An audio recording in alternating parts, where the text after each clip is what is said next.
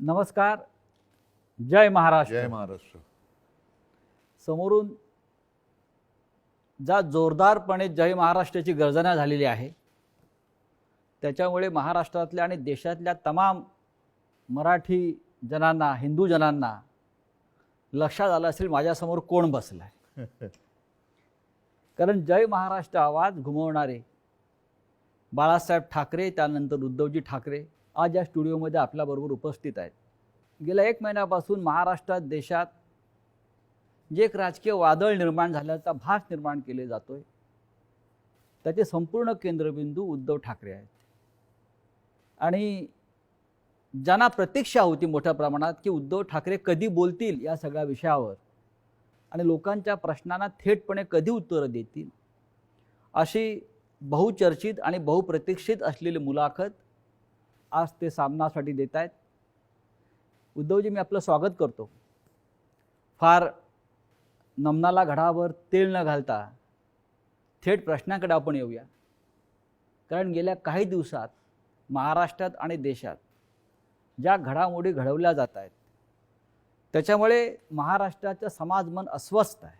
आपण किती अस्वस्थ आहात किंवा आपली भूमिका पुढे काय आहे, यातून शिवसेना कशी पुढे जाईल, अशा अनेक प्रश्नांचं काहू या राज्याच्या मनामध्ये, जनतेच्या म्हणत नाही महाराष्ट्राच्या मनामध्ये मारलेलं आहे. पण तरीही मला आज तुम्ही खूप रिलॅक्स दिसताय उद्धव साहेब.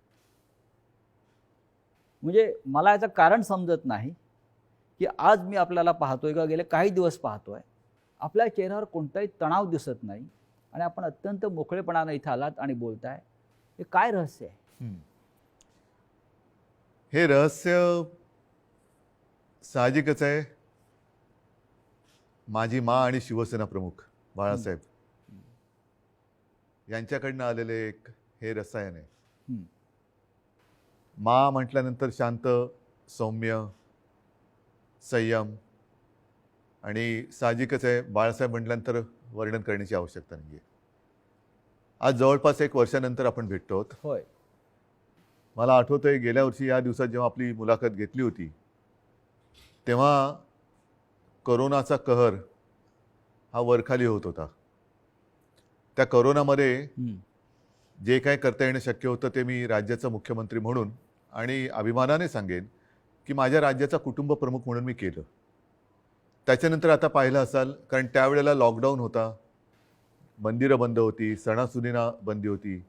पण यावर्षी आपण पहिली पंढरपूरच्या वारी तिला परवानगी दिली म्हणण्यापेक्षा तिच्यामध्ये कोणताही अडथळा येऊ दिला नाही आणि जल्लोषात ती पार पाडली. म्हणजे पुन्हा एकदा सणासुदीला सुरुवात झालेली आहे. आता दहीहंडी येईल, गणपती येतील, नवरात्री येईल, दिवाळी येईल. पुन्हा एकदा आपल्या आयुष्यामध्ये उत्सव, उत्साह आणि आनंद ह्याची सुरुवात झालेली आहे. एक मध्ये जणू काही पॉज बटन दाबलं गेलं होतं. आपल्या सगळ्यांच्या सहकार्याने आपण कोरोनातून आणि त्या संकटातून बाहेर पडलो. मला आनंद आहे. आत्ता आपण सुरुवातीला जे म्हटलं की एक वादळ आल्याचा आभास होतोय. वादळ म्हटल्यानंतर पालापाचोळा उडतो. तो पालापाचोळा उडतोय सध्या, आणि तो पालापाचोळा एकदा बसला की खरं दृश्य हे लोकांसमोर नक्कीच येणार आहे. मी शांत कसा, तर मला चिंता नाही आहे. चिंता माझी नाही आहे, शिवसेनेची तर बिलकुल नाही आहे. हां, थोडीफार जी आहे ती नक्कीच मराठी माणसांची आणि हिंदूंची आहेच, हिंदुत्वाची आहे. ह्याचं कारण हिंदू द्वेष्टे हे आपल्या घरातच आहेत. मराठी द्वेष्टे, मराठी माणसाची एकजूट तुटावी, फुटावी, हिंदूंमध्ये फूट पडावी, आणि जी मेहनत माननीय शिवसेना प्रमुखांनी हयातभर केली मराठी माणसाची एकजूट करण्यासाठी, हिंदुत्वाची, हिंदूंची एकजूट करण्यासाठी, ती आपल्याच काही कपाळकरंट्यांच्या हातनं तोडावी, मोडावी असा हा प्रयत्न केला जातोय. ती मला एक चिंता आहे. आणि म्हणून मी जे म्हटलं की हा पालापाचोळा सध्या उडतोय, कोण कुठे, हा इकडनं पालापाचोळा तिकडे जातोय, पुन्हा इकडे येतोय, ही जी गळणं गरजेची होती ती पानं ही उडतात. मी मागे एकदा माझ्या मनोगतात म्हटलं होतं की ज्या वेळेला मी वर्षामध्ये राहत होतो त्या वर्षामध्ये 2 झाडं ही आपल्या घराला लागूनच आहेत. एक आहे गुलमोहराचं आणि दुसरं बदामाचं. दोन्ही झाडं मी साधारणतः गेले 2-1 वर्ष बघतोय, ज्याला आपण पतझड म्हणतो. ती पानं पूर्ण गळून पडतात. पानगळ पानगळ म्हणतो. ती पानं पूर्ण गळून पडतात अशा काड्या राहतात. आपल्याला वाटतं अरे या झाडाला काय झालं, पण 2 ते 3 दिवसात पुन्हा नवीन कोंब येतात, अंकुर येतात. आणि मी बघितले 8 दिवसामध्ये 10 दिवसात ते बदामाचं झाड सुद्धा हिरवंगार झालं, गुलमोहर सुद्धा हिरवागार वा, झाला. वा. म्हणून जी सडलेली पानं असतात ती झडलीच पाहिजेत. ती झडतायत पानं, ती सडलेली पानं आहेत. म्हणजे आता पानं झडून पडतायत. आता सडलेली पानं झडतायत. ज्यांना त्या झाडाकडनं सगळं काही मिळालं, सगळा रस मिळाला, सगळं मिळालं, म्हणून त्यांचा टवटवीतपणा होता, ती पानं सगळं झाडाकडनं घेऊन ती गळून पडतायत. आणि हे बघा कसं उघडं बोडकं झाले झाड, असं ते दाखवायचा प्रयत्न करतायत. पण दुसऱ्या दिवशी आपला माळीबुवा येतो, ती झाड सगळी पुन्हा ती पानगळ केराच्या टोपलीत घेतो आणि घेऊन जातो. आता ती प्रक्रिया सुरू आहे केळ्याच्या टोपलीत झडलेली सडलेली पानं टाकण्याचा. आता सुरू झाले, आता नवीन कोंब फुटायला लागलेले आहेत. आणि शिवसेना आणि तरुण युवा हे नातं हे शिवसेनेच्या जन्मापासूनचं आहे. नक्कीच, कारण वयाच्या 80 हां, मात्र एक आहे, हां. अजूनही काही ज्येष्ठ शिवसैनिक हां. ते येऊन येऊन भेटत आहेत, ज्यांनी बाळासाहेबांसोबत काम केलेलं आहे, पहिल्या पिढीचे ज्यांना म्हणू. आणि तो संघर्ष त्यांनी पाहिलेला आहे, संघर्ष केलेला आहे. त्यांना शिवसेना म्हणजे नेमकं काय ते कळलेलं आहे. त्यांना आत्तापर्यंत अनेकांना शिवसेनेकडनं काही मिळावं अशी अपेक्षाच नव्हती, आजही नाही आहे. पण ते येऊन येऊन आशीर्वाद देत आहेत. तुम्ही आता मगाशी वर्षाचा उल्लेख केलात, मलबार हिलवरचं वर्षा बंगला, मुख्यमंत्र्यांचं निवासस्थान. आणि मगाशी मी आपल्याला म्हटलं की आपण खूप रिलॅक्स दिसताय. पण मला असं दिसतंय की मलबार हिलवरून आपण परत मातोश्रीला आल्यावर जास्त रिलॅक्स झालं. जास्त माझं घर आहे ते. म्हणजे मी तुम्हाला एक सांगतो मुद्दामून, ह्या काही हे माझे अनुभव आहेत. हां. जेव्हा माझी शस्त्रक्रिया झाली, हं. 2 शस्त्रक्रिया झाल्या होत्या.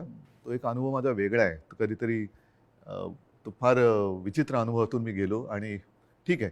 पण त्यावेळेला जेव्हा ॲनेस्थेशियामधनं मला जागवलं, मुख्यमंत्री असताना. मुख्यमंत्री होतो ना, शस्त्रक्रिया हां, झाली. अच्छा, अलीकडचं. ऑपरेशन थिएटरमधनं बाहेर ते ॲनेस्थेशियातून बाहेर आल्यानंतर काढताना मला डॉक्टरने विचारलं, सर कुठे जायचं, मातोश्री की वर्षा?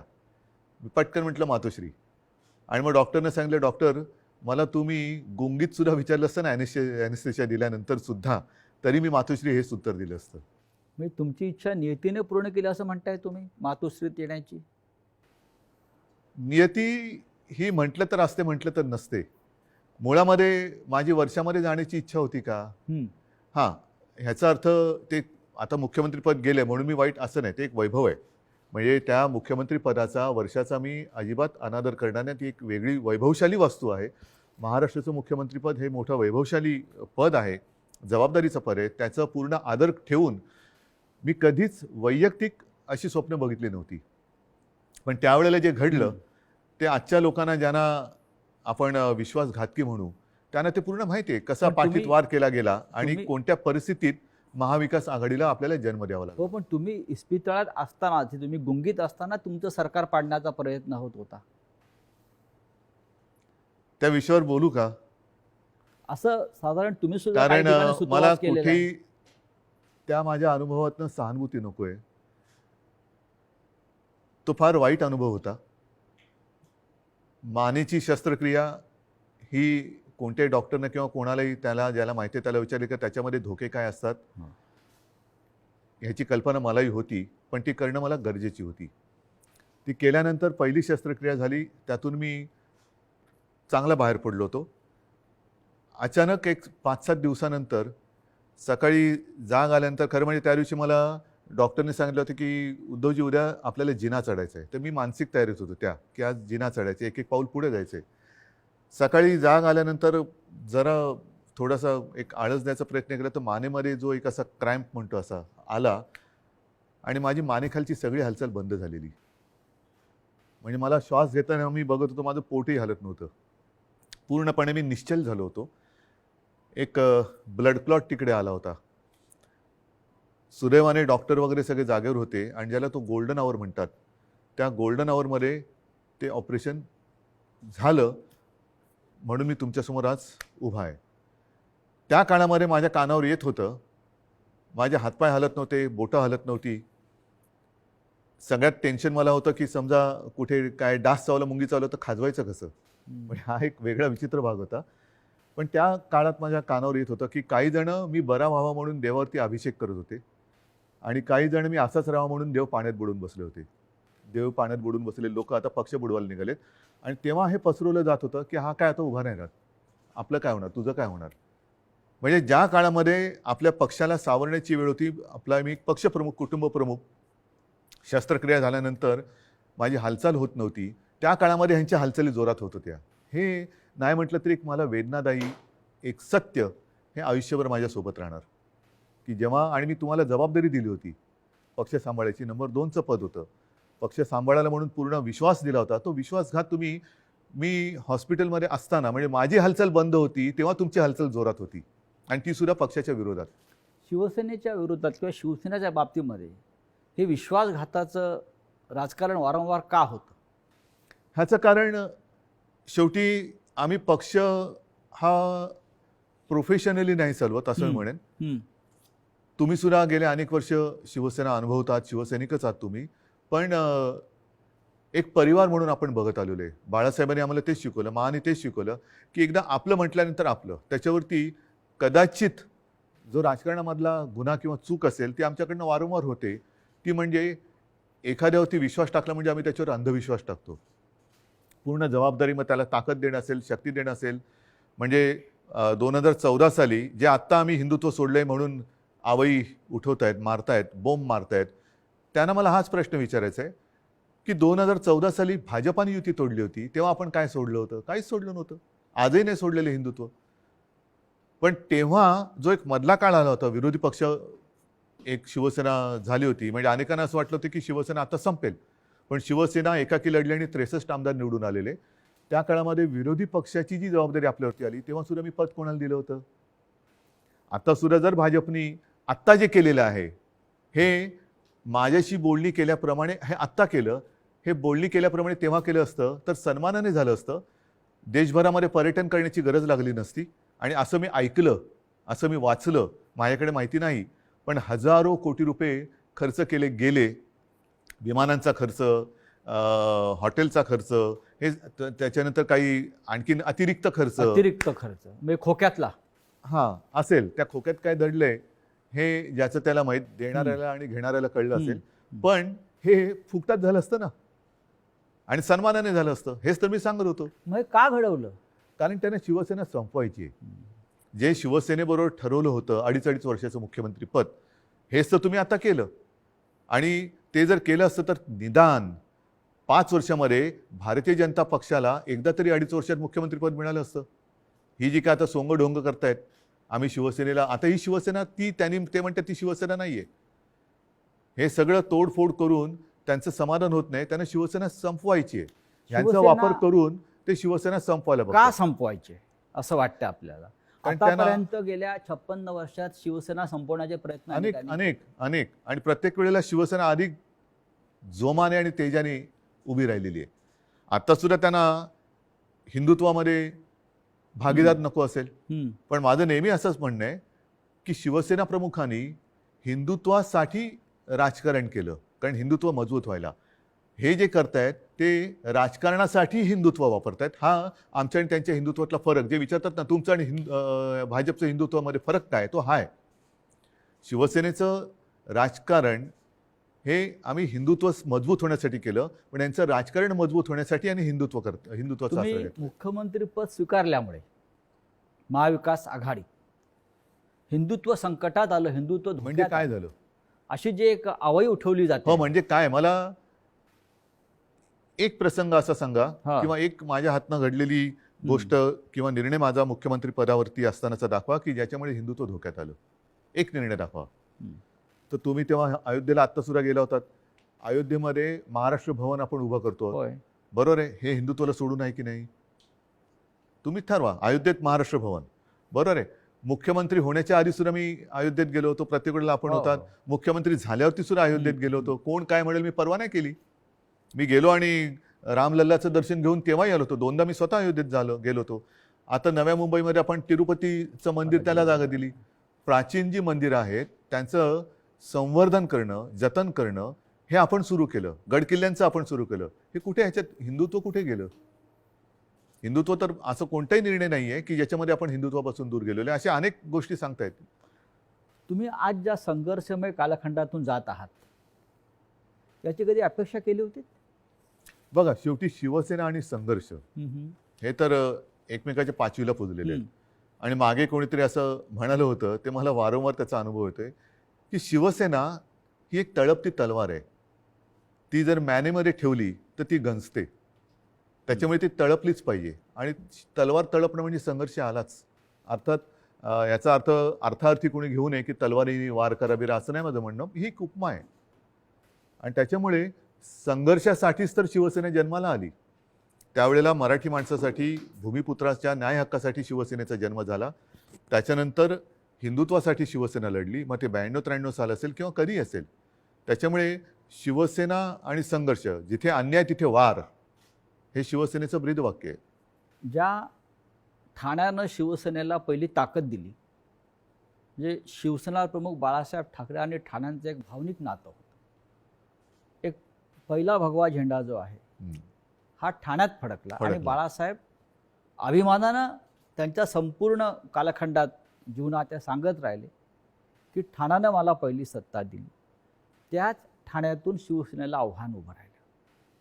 ठाणेकर सुज्ञ आहेत. हे जे पालापाचोळा जो आहे ते म्हणजे काय ठाणेकर नाहीत. ठाणेकर आणि ठाणेकर नागरिक, शिवसेनेचे ठाणे आणि ठाण्याची शिवसेना, हे जे नातं आहे ना, हे ह्या पालापाचोळ्याला तोडता नाही येणार. त्याच्यामुळे मी तर म्हणेन पूर्ण महाराष्ट्र आणि ठाणंसुद्धा, अर्थात त्याच्यात आलं मुंबईसुद्धा आली, सगळेजण निवडणुकांची वाट बघतायत. आणि म्हणून माझं मत हेच आहे की याच्या पुढे एक असा कायदा झाला पाहिजे की ज्यांना कोणाला युती करायची असेल त्या दोन्ही पक्षांचं, 3 पक्षांचं, 10 पक्षांचं जे काय कडवळ तुम्हाला करायचं असेल ते करा. मात्र तुमच्यामध्ये करार मदार काय झालेला आहे तो जनतेसमोर ठेवा. जागा वाटप किती होणार आहे, कोणत्या ध्येयावरती, धोरणावरती तुम्ही युती करणार आहात, काय पुढे करणार आहात, हे करा. म्हणजे काय झालं असतं, एक तर जे माझं आणि भारतीय जनता पक्षाचं ठरलं होतं ते जे आता आधी नाकारून आता त्यांनी ते केलं, हे आधी जनतेसमोर उघडपणाने आलं असतं. दुसरी गोष्ट, निवडणुकीनंतर जे काय त्यामुळे मला करावं लागलं, महाविकास आघाडीचा जन्म नसता झाला. तो महाविकास आघाडीचा जन्म आम्ही दिला तेव्हासुद्धा तुम्ही बघितलं की आम्ही शपथ जी मी घेतली ती शिवतीर्थावरती घेतली. छत्रपती शिवाजी महाराजांच्या पुतळ्याच्या आणि बाळासाहेबांचं स्मारक आहे तिकडे, त्या साक्षीने घेतली. हजारो लाखो लोक आणि शिवतीर्थ हे भगवं पूर्ण फुलून गेलं होतं, ओसांडून वाहत होतं पूर्ण. म्हणजे जर लोक नाराज असतील तर तिकडे कोणी आलं नसतं. पण तरी देखील माझं मत असं आहे की आता निवडणुका घ्या. जर आम्ही महाविकास आघाडी स्थापन करून चूक केली असेल तर लोक आम्हाला घरी बसवतील. आणि जर भारतीय जनता पक्षाने माझं, कारण शेवटी जनता मला ओळखते, नाही म्हटलं तरी आता आमची 6वी पिढी ही महाराष्ट्राच्या जनतेसाठी काम करते. 6वी पिढी, त्याच्या आधीच्या पिढ्या सुद्धा होत्या. पण एक तर लोक त्यांना घरी बसवतील त्यांनी चूक केली असेल तर, जो करार त्यांनी आमच्याशी केला होता तो तोडला म्हणून, नाहीतर आम्ही पाप केलं म्हणून आम्हाला घरी बसवतील. होऊ द्या जनतेच्या कोर्टात फैसला, माझी तयारी आहे. पण या सगळ्या कालखंडामध्ये कधी नव्हे तो एक अघोरी प्रकार होतो आहे जो महाराष्ट्रात कधीच झाला नव्हता. तो म्हणजे कोणीतरी संपूर्ण शिवसेना हायजॅक करण्याचा प्रयत्न करत आहे. कारण त्यांना पर्याय नाही आहे. कारण नीट लक्षात घ्या, हा महत्त्वाचा प्रश्न आहे, एक बारकाव लक्षात घ्या. जे काय थोडंफार कायद्याचं ज्ञान मी लोकांशी बोलून, कायदेतज्ञांशी बोलून समजून घेण्याचा प्रयत्न केलेला आहे, त्यातून सांगतो की पूर्वी 2/3 ही सदस्य संख्या झाली का वेगळा गट स्थापन करता येऊ शकत होता. आता तो कायदा गेला. आता हे जे बाजूला झाले ते भले 2/3 असतील किंवा आणखीन काहीतरी असतील, त्यांना वेगळा गट स्थापन करता येत नाही. हे कायदेतज्ञांनी सांगितलेलं आहे. मी कायदा लिहिलेला नाही, मी कायदा वाचलेला नाही. मी घटनातज्ञांनी ज्यांनी त्याचा अभ्यास केला त्यांनी सांगितलेली मतं ऐकून आणि त्यांच्याशी बोलून सांगतोय. म्हणजेच काय की ह्या गटाला कुठल्या ना कुठल्या तरी पक्षामध्ये विसर्जित किंवा सामील व्हावं लागेल ह्या गटाला. मग त्यांच्यासमोर पर्याय काय आहेत? एक तर भाजपात जावं लागेल, नाहीतर दुसरे सपा आहेत, MIM वगैरे असे जे काही छोटे छोटे पक्ष आहेत त्यांच्यात जावं लागेल. आणि हे जर का कुठल्या पक्षात गेले तर भारतीय जनता पक्षाचा ह्यांना जो उपयोग करून घ्यायचा आहे तो उपयोग संपेल. कारण त्यांची ओळख त्यांना ती द्यावी लागेल की आता आम्ही भाजपात गेलो, आता आम्ही समाजवादीत गेलो, आता आम्ही बच्चू कडूंच्या पक्षात गेलो. तर म्हणून ते एक भ्रम निर्माण करतात की आम्ही म्हणजेच शिवसेना. जे मधल्या काळामध्ये क्लिप फिरली बघा, असं माझ्या काळात कधी झालं नव्हतं. माझ्या बाजूला उपमुख्यमंत्री अजितदादा पवार बसायचे, पण त्यांनी कधी माझा माईक नव्हता खेचला. काही वेळेला त्यांना अधिक त्यांच्याकडे माहिती असायची अर्थसंकल्प किंवा काय, तर मी त्यांना सांगायचो की दादा तुम्ही उत्तर द्या, पण माझ्याकडनं कोणी माईक नाही खेचला. माईक कारण खेचणं तुम्ही ठाकरे आहात. तो तर भाग झालाच, पण एक आमच्या महाविकास आघाडीमध्ये एक समन्वय. सभ्यता होती, सभ्यता होती. सभ्यता होती आणि समन्वय होता. असो, त्याच्यावरती नंतर बोलायचं तर मी बोलेन. पण त्याच्यामध्ये जे उपमुख्यमंत्री बोलले की हे म्हणजे शिवसेना, म्हणजेच त्यांचा डाव असा आहे की शिवसैनिकांमध्येच लढाई लावायची, शिवसेना खतम करायची.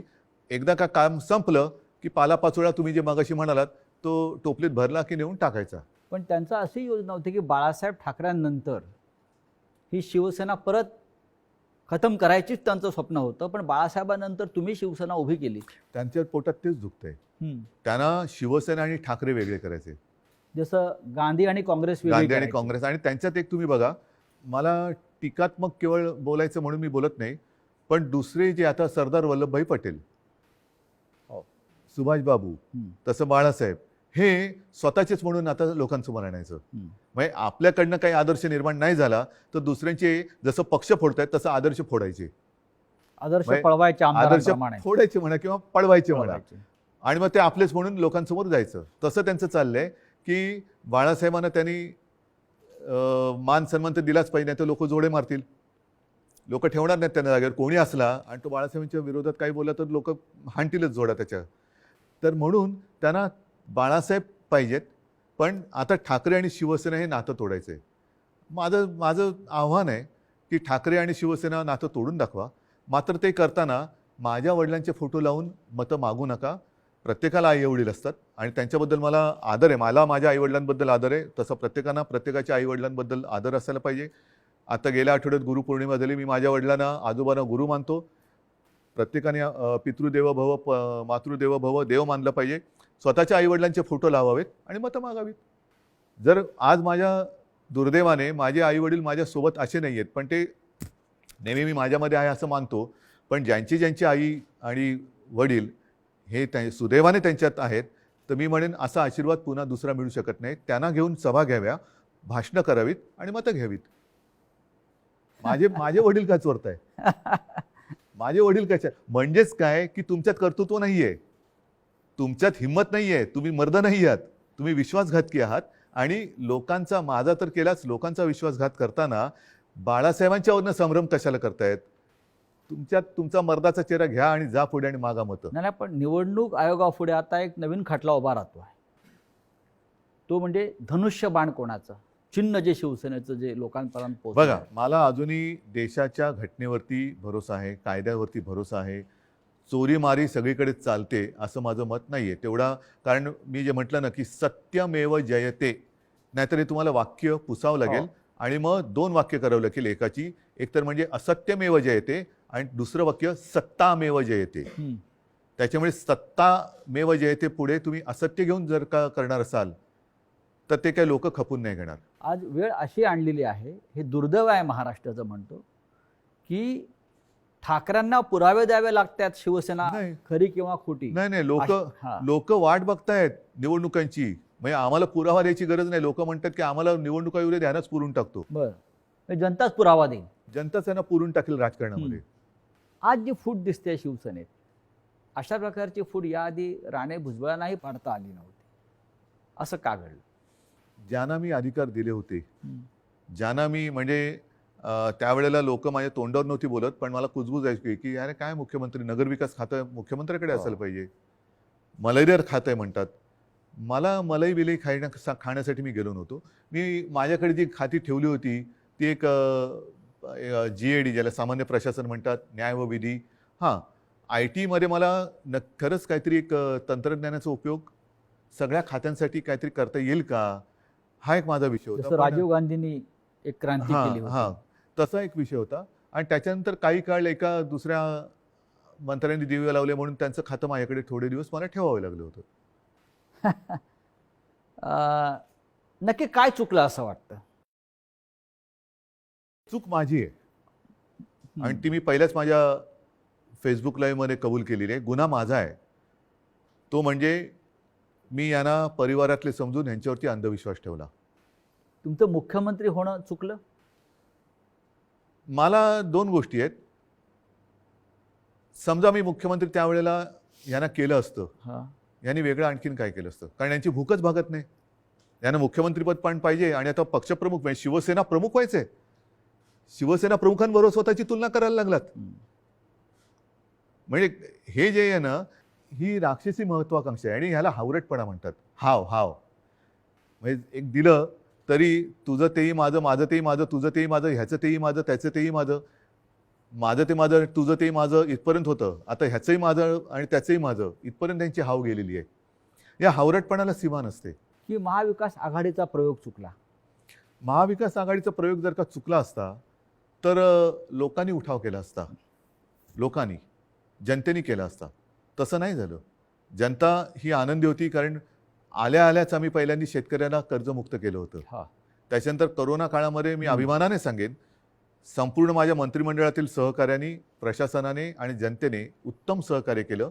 म्हणूनच ज्या पहिल्या 5 मुख्यमंत्र्यांमध्ये माझं नाव आलं, ते मी नक्कीच. माझं नाव नाही मानत, ते जनतेचा मी प्रतिनिधी म्हणून ते नाव आलं होतं. जर समजा यांनी सहकार्य नसतं केलं तर कोण होतो मी? मी कोण होतो? मी एकटा काय कर बरं, मी तर घराच्या बाहेरही पडत नव्हतो कारण घराबाहेर पडायचं नाही हेच मी लोकांना सांगत होतो. जाऊन पण- घोळके करा. फुटीरांचा आक्षेप त्याच्यावरच आहे. जे फुटून गेले आहेत त्यांचा आक्षेप असा आहे की आपण घराबाहेर पडला नाहीत, आपण मंत्रालयात गेला नाहीत, आणि आपण त्यांना भेटला नाहीत. तरी सुद्धा घराबाहेर न पडता सुद्धा देशातल्या सर्वोत्तम 5 मुख्यमंत्र्यात नाव का आलं माझं? हं. कारण त्यावेळेला ती परिस्थिती तशी होती. मी स्वतः सांगत होतो घराबाहेर पडू नका आणि लोक ऐकत होते. मी जर का घराबाहेर आजही पडलो आणि केव्हाही पडलो तरी शिवसेना प्रमुखांच्या, माझ्या पूर्वजांच्या आशीर्वादामुळे गर्दी होतेच. म्हणजे मग काय झालं असतं? लोकांसांगे ब्रह्मज्ञान आणि स्वतः कोरडे पाषाण. म्हणजे ती काळाची गरज होती. काळाची गरज होती. पण त्याच काळात मी पुन्हा एकदा सांगतो, सुरुवातीच्या काळामध्ये जेव्हा करोना आपल्याकडे त्याचा शिरकाव झाला हे कळलं, तेव्हा साधारणतः 7,500 ते 8,000 रुग्णशय्या आपल्या राज्यात पूर्ण मिळून होत्या. त्याच्यात ऑक्सिजन बेड्स आले, व्हेंटिलेटर्स आले, कॉमन जे रुग्ण असतात ज्यांना साधारणतः एक थोडी ट्रीटमेंट देऊन घरी जाऊ शकतात, ऑपरेशन नंतरचे असतील, त्याच्यानंतर डायलिसिस असतील. पहिल्या लाटेत आपण ते साधारणतः 8,000 जर का धरले तर ते 3.5 लाखावरती नेले होते. हे घर बसल्या. हॉस्पिटलमध्ये बेड्स नव्हते, रुग्णवाहिका नव्हत्या. कोणी कशा केल्या त्या? कोरोनाच्या टेस्टसाठी आपल्या राज्यात फक्त 2 प्रयोगशाळा होत्या. एक कस्तुरबामध्ये, दुसरे NIV एक पुणे. त्या आपण 600च्या वर केल्या घरी बसून. पण त्याच्याविषयी 50 आमदारांना कौतुक नाही आहे. त्यांना तुम्ही निधी दिलेला नाही म्हणतायत आणि तुम्ही हिंदुत्व सोडलं असं म्हणतायत. त्याच्यामुळे ते सोडून गेले. तुम्ही महाराष्ट्रासाठी जे काय केलेलं आहे, करोनाच्या संकटातून राज्याला वाचवलेलं आहे, लोकांना जीवदान दिलेलं आहे. महाराष्ट्रामध्ये नद्यातून प्रेत वाहून तुम्ही दिली नाहीत. त्याचं त्यांना शल्य असेल की असं नाही झालं, हे चुकीचं झालं असं त्यांच्या मते असेल. आणि महाराष्ट्राच्या जनतेला हा मुख्यमंत्री आपल्या कुटुंबातल्या घटक वाटत होता, आपला परिवारातला भाऊ, मुलगा. त्याच्यामुळे मला ह्या विश्वासघातकांना माझ्याबद्दल काय वाटतं ह्याची चिंता नाही आहे. मला माझ्या महाराष्ट्रातल्या जनतेला मी त्यांच्या कुटुंबातला वाटतो. ह्याच्यात असं भाग्य हे फार क्वचित कोणाच्या नशिबी येतं. ते मला नाही वाटत ह्यांच्या नशिबी आलं असेल. कारण ह्यांच्या डोक्यावरती जरी काही पदं आता मिळाली, कारण अजूनही हम तुम एक कमरे में बंदो असं यांचं मंत्रिमंडळ आहे.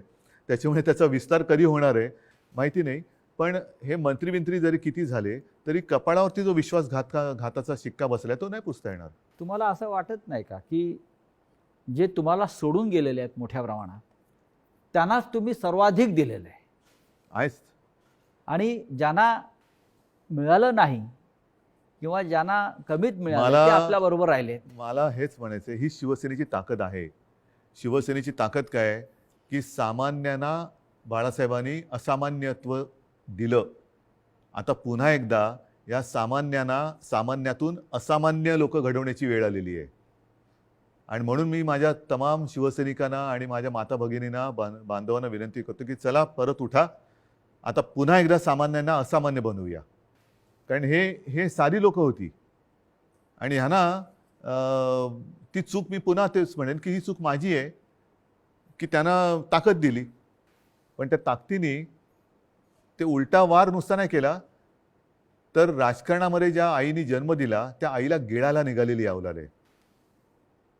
नुसतं आईवरती वार करणारे आपण म्हणत होतो तशी नाही आहे ही. राजकारणात ज्यांनी यांना जन्म दिला त्या आईला म्हणजे शिवसेनेला गिळायला निघालेली अवलाद आहे. ज्या पण तेवढी ताकद हो, त्यांच्यामध्ये नाही आहे, कारण शेवटी आई ही आई असते. नक्कीच. तुम्ही आईचा उल्लेख केलात.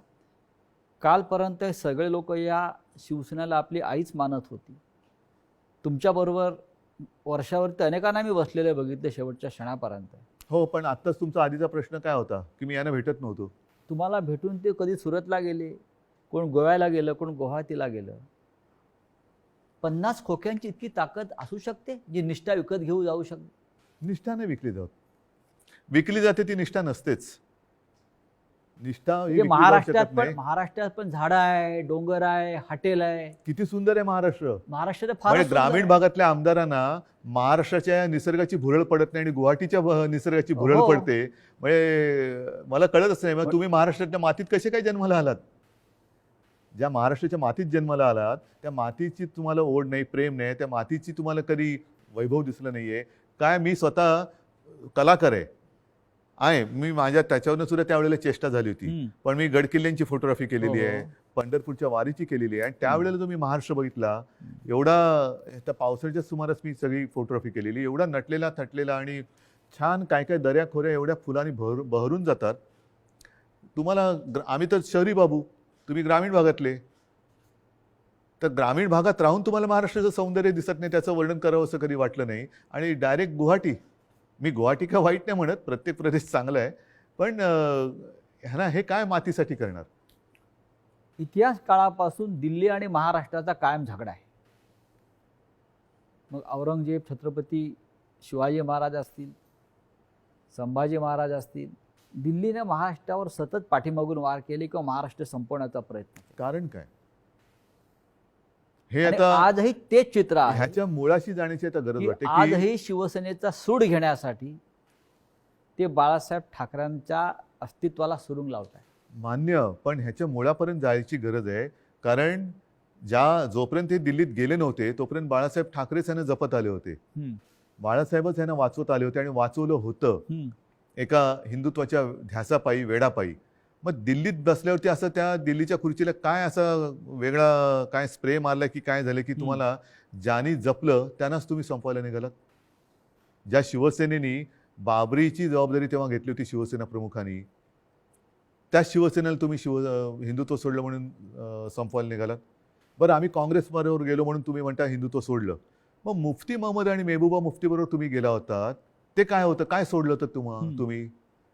मग तेव्हा तर आम्ही आता तुम्हाला वाटतं हिंदुत्व सोडलं, जे सोडलं नाही, पण तेव्हा तुम्ही लाच सोडली होतीत ना. काय मेहबूबा मुफ्ती आज सुद्धा वंदे मातरम म्हणतात की भारत माता की जय बोलतात? हे माहिती असून सुद्धा तुम्ही मला हे त्यांनी एकदा सांगितलं होतं की तिकडे निवडणुका घेऊन दाखवा असं अतिरेक्यांनी आव्हान दिलं, म्हणून आम्ही निवडणुका घेऊन दाखवल्या. सरकार बनवून दाखवा म्हणून आम्ही त्यांच्याबरोबर सरकार बनवून दाखवलं. पण सरकार बनल्यानंतर मला वाटतं मुफ्ती महमद सईदनी अतिरेक्यांचा आणि पाकिस्तानला त्यांनी धन्यवाद दिले होते काश्मीर खोऱ्यात शांततेत निवडणुका होऊ दिल्यामुळे. मग कोणाला काय दाखवलं तुम्ही? कोणाला काय दाखवलं? म्हणजे बरं, आता सुद्धा ते बिहारमध्ये जे बसलेत नितीश कुमार बरोबर, नितीश कुमार हिंदुत्ववादी आहेत का?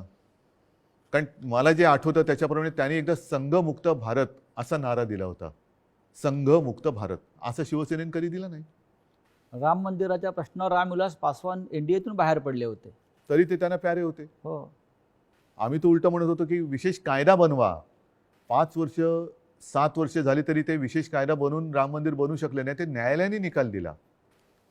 या देशातला समस्त विरोधी पक्ष आणि प्रादेशिक पक्ष संपवले जातात आणि मित्र पक्ष पण. आणि हा मित्र पक्ष.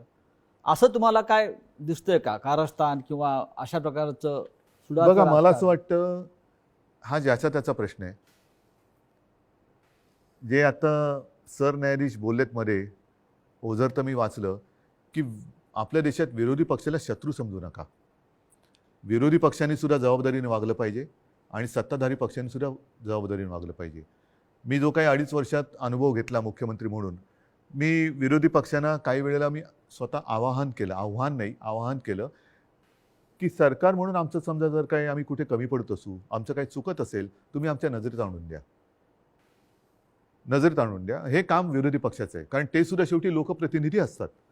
त्याच्यामुळे सशक्त लोकशाहीसाठी आणि महाराष्ट्राची विरोधी परंपरा पक्ष आहे ती. हा सुद्धा तेवढा सुसंस्कृत पाहिजे, संवेदनशील पाहिजे, आणि तेवढाच किंवा त्याच्याहून थोडा जास्त हा सत्ताधारी पक्ष संवेदनशील पाहिजे आणि सुसंस्कृत पाहिजे. आता हा संवेदनशीलता आणि सुसंस्कृतपणा हम्म.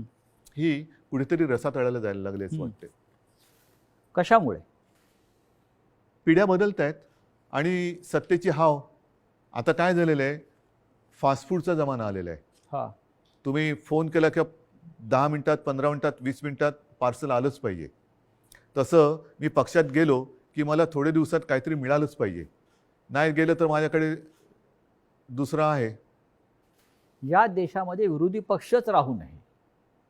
मग राज्यामधले शिवसेनेसारखे प्रादेशिक पक्ष असतील किंवा राष्ट्रीय पातळीवरचे काँग्रेससारखे पक्ष असतील, आणि त्यांना संपवण्यासाठी साम दाम दंडभेद ह्यातनं काय साधलं जाणार? म्हणजे केंद्रीय तपास यंत्रणांचा ईडी नाही. असेल, सीबीआय असेल, ह्यातनं साधणार काय? यांचा जो गैरवापर सुरू शेवटी आहे. शेवटी जनता ही सार्वभौम आहे, आणि तुम्ही बघितलं असाल की जनतेच्या मनाविरुद्ध एखादा निर्णय गेला तर जनता थांबत नाही, ती रस्त्यावरती उतरते. आपण जो संवाद जनतेशी साधत आहोत, मला असं वाटतं जनतेच्या सगळ्या प्रश्नांना आपण भरभरून उत्तरं देताय, मनापासून बोलताय. हा संवाद आपण असाच कायम ठेवू.